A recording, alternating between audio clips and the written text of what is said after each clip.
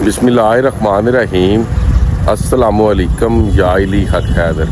उम्मीद करना तुसीं सारे भरा ठीक हो ते अल्लाह ताला तुहानूं सारिਆਂ ਨੂੰ ठीक रखे जी।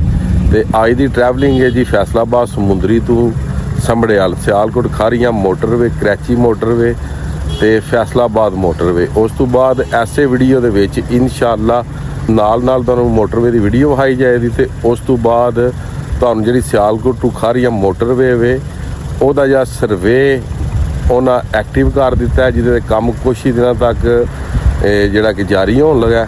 ਉਹ ਤੁਹਾਡੇ ਨਾਲ ਇਨਸ਼ਾਅੱਲਾ ਤਾਲਾ ਉਹ ਵੀ ਸ਼ੇਅਰ ਕੀਤਾ ਜਾਏਗਾ ਜੀ। ਸਕਰੀਨਸ਼ਾਟ ਲਾਏ ਆ ਮੈਂ ਆਪਣੇ ਦੂਸਰੇ ਪੇਜ ਦਾ, ਠੀਕ ਹੋ ਗਿਆ ਜਨਾਬ।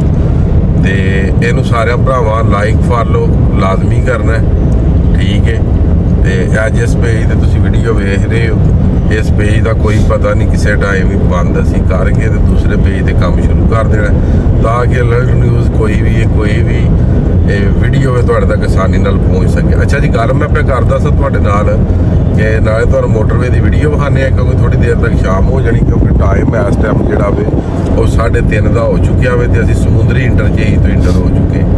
ਅੱਛਾ ਜੀ, ਜਿਹੜਾ ਇਹਨਾਂ ਕੀਤਾ ਸੀ ਨਾ ਸਰਵੇ ਸਿਆਲਕੋਟ ਤੋਂ ਦੋਵਾ ਮੀਓਵਾਲਾ ਦੇ ਸੈਂਟਰ ਚ ਸ਼ਬਾਜ਼ਪੁਰ ਬ੍ਰਿਜ ਦੇ ਕੋਲੋਂ ਦੀ ਭਖੜੇ ਵਾਲੀ ਵਾਲਾ, ਠੀਕ ਹੈ ਜੀ। ਜਿਹੜਾ ਲਾਸਟ ਸਰਵੇ ਇਹਨਾਂ ਕੀਤਾ, ਉਹ ਸਰਵੇ ਇਹਨਾਂ ਜਨਾਬ ਇਹਨਾਂ ਦਾ ਕਾਮਯਾਬ ਹੋ ਗਿਆ।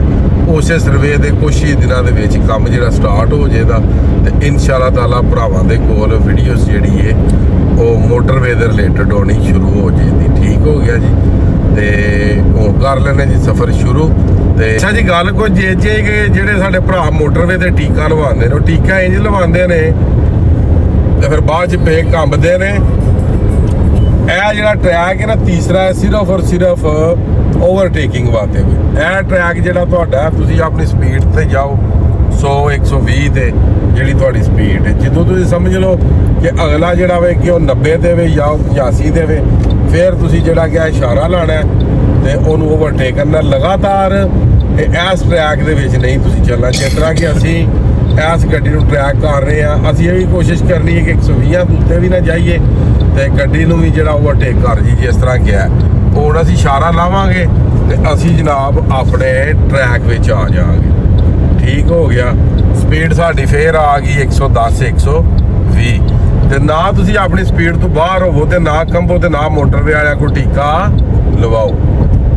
ਸਿੱਧਿਆਂ ਜਾਵਾਂਗੇ ਤੇ ਇਸਲਾਮਾਬਾਦ ਟੁਰ ਜਾਵਾਂਗੇ, ਇੱਥੋਂ ਲੈਫਟ ਹੈਂਡ ਹੋ ਜਾਵਾਂਗੇ ਤੇ ਸਿਆਲਕੋਟ ਕਾਲਾ ਸ਼ਾਕਾ ਜੀ। ਕੁਛ ਬੰਦੇ ਇਸ ਦੁਨੀਆ ਤੇ ਪਾਏ ਗਏ ਨੇ, ਲੈਟਾਂ ਡਿੱਪਰ ਥੱਲਿਓ ਕਟਾਈ ਕਰ ਉੱਤੋਂ ਕ੍ਰਾਸਿੰਗ ਕਰ। ਬੰਦਾ ਪੁੱਛੇ ਵੀ ਉੱਥੇ 9 ਮਹੀਨੇ ਕਿ ਕੱਢ ਲਏ ਸਾਜੇ, ਇੱਥੇ ਜਿਹੜੀ ਤੁਹਾਡੀ ਸੌੜ ਨਹੀਂ ਮੁੱਕਦੀ ਪਈ, ਸਹੀ ਹੈ। ਤੇ ਮਜ਼ੀਦ ਜਿਨ੍ਹਾਂ ਨੂੰ ਆਦਤ ਹੈ ਇਹ ਲਫ਼ਜ਼ ਉਹਨਾਂ ਵਾਸਤੇ ਨੇ।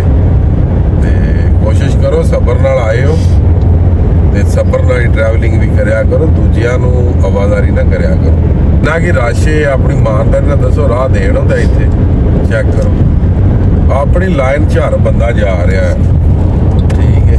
ਲਓ ਜੀ, ਅਸੀਂ ਇੱਥੋਂ ਮੁੜਨਾ ਹੁਣ, ਅਸੀਂ ਹੋ ਗਏ ਜਨਾਬ ਕਾਲਾ ਸ਼ਾਹ ਕਾਕੂ ਦੀ ਤਰਫ, ਠੀਕ ਹੈ ਜੀ। ਜਿਹੜਾ ਇੱਥੋਂ ਲੰਘ ਗਿਆ ਉਹ ਸਿੱਧਾ ਜਨਾਬ ਇਸਲਾਮਾਬਾਦ ਟੁਰ ਗਿਆ।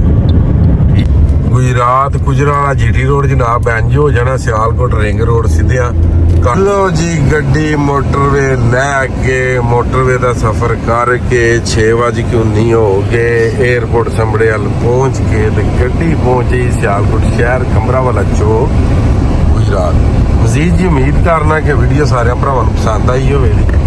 ਅੱਜ ਦੀ ਵੀਡੀਓ ਤੇ ਅੱਜ ਦਾ ਵਲੌਗ ਕਰਨੇ ਆ ਖਤਮ, ਨੂੰ ਦਿਓ ਇਜਾਜ਼ਤ। ਨੈਕਸਟ ਵੀਡੀਓ ਆਉਣ ਤੱਕ ਜ਼ਿਆਦਾ ਆਪਣਾ ਖਿਆਲ ਰੱਖਿਓ, ਆਪਣੀਆਂ ਖਾਸ ਦੁਆਵਾਂ 'ਚ ਆਪਣੇ ਭਰਾ ਨੂੰ ਯਾਦ ਰੱਖਿਓ ਤੇ ਇਨਸ਼ਾਅੱਲਾ ਮਿਲਨੇ ਆ ਇੰਝ ਹੀ ਟੁੱਟਿਆਂ ਫੁੱਟਿਆਂ ਰੋਡਾਂ ਦੇ ਨਾਲ।